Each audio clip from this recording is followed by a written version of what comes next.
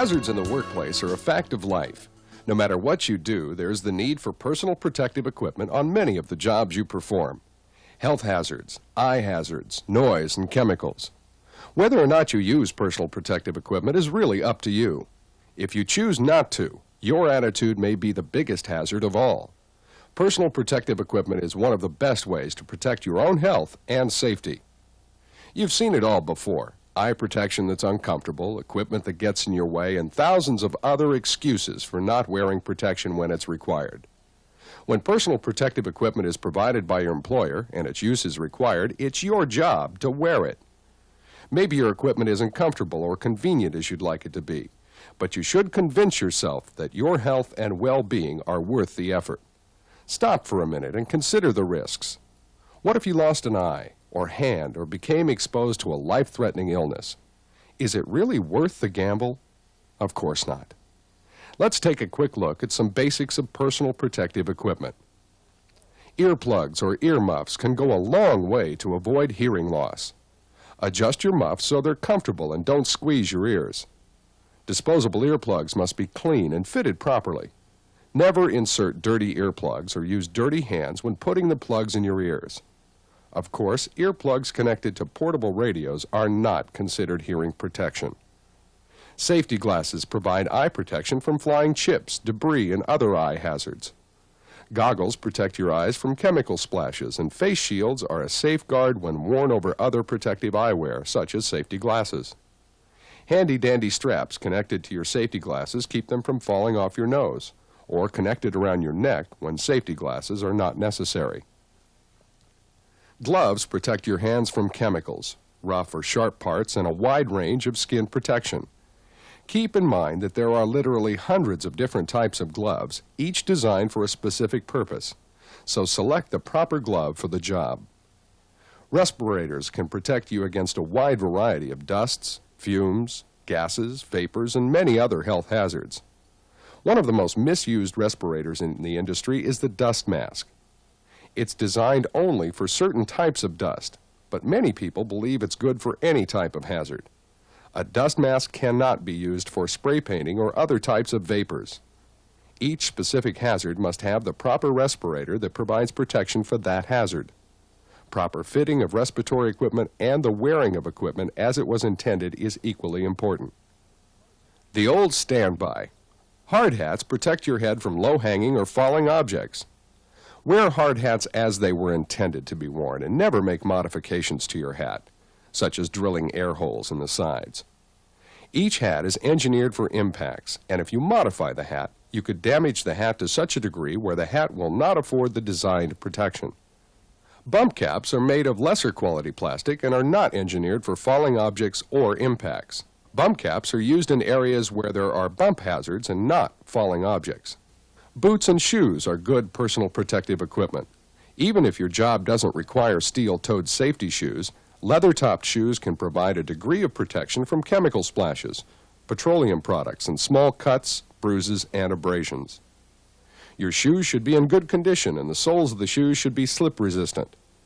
Keep your footwear in good condition and always clean off your shoes before climbing ladders or getting into vehicles. Grease or slippery shoes can create accidents.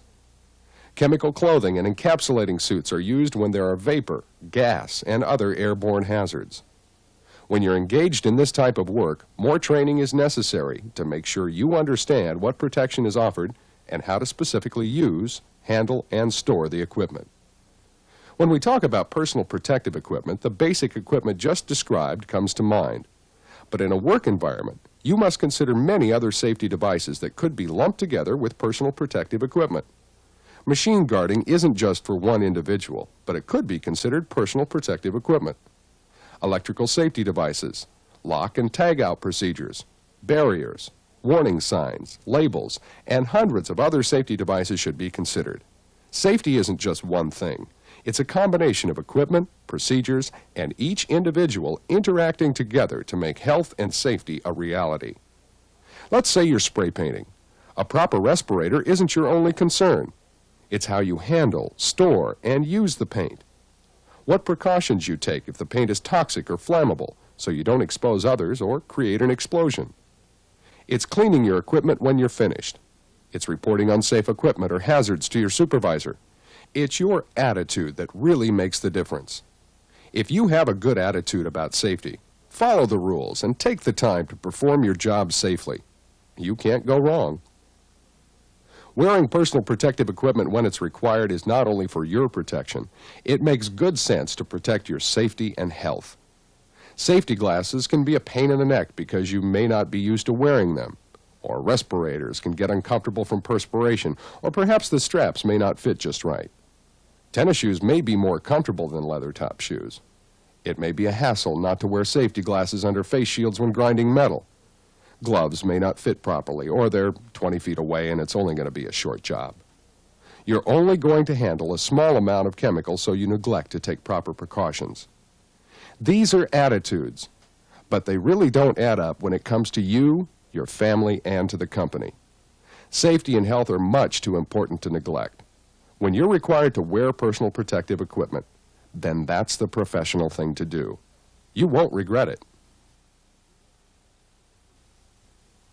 Effective July 5, 1994, the Occupational Safety and Health Administration requires employers to conduct an assessment of hazards in the workplace that may require the use of personal protective equipment and to certify that such an assessment has been completed.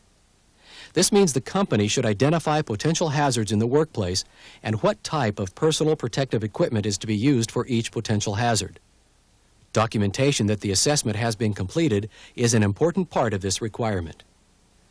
The new rule also requires employers to provide training to employees on identifying when such equipment is necessary, how to use the equipment, and how to properly care for and maintain personal protective equipment. Identifying when equipment is necessary should be accomplished by listing each potential hazard in the workplace, awareness of the hazards, and when personal protective equipment should be used.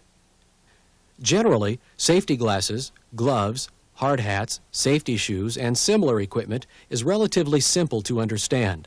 However, specific training may be required of employees who work with pesticides, chemicals, and hazardous materials.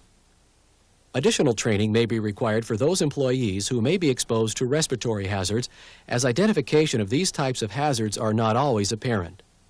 Self-contained breathing apparatus, respirators, and most notably dust masks are items of personal protective equipment that require employee training before using PPE.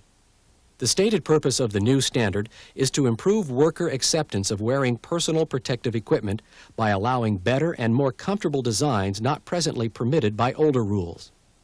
The increased training provides information on selecting the proper equipment for the job. Employees who also have excellent experience and expertise in safety matters should provide their recommendations to supervisors and managers when purchasing new personal protective equipment. After all, safety is a team effort.